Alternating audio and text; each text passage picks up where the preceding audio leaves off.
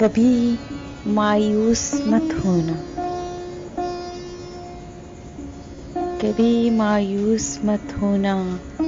वहाँ इंसाफ की चक्की जरा धीरे से चलती है, मगर चक्की के पाटों में बहुत बारीक पिसता है। तुम्हारे एक का बदला वहाँ 70 से ज्यादा है। नीयत तुलती है पलड़ों में, अमल नापे नहीं जाते।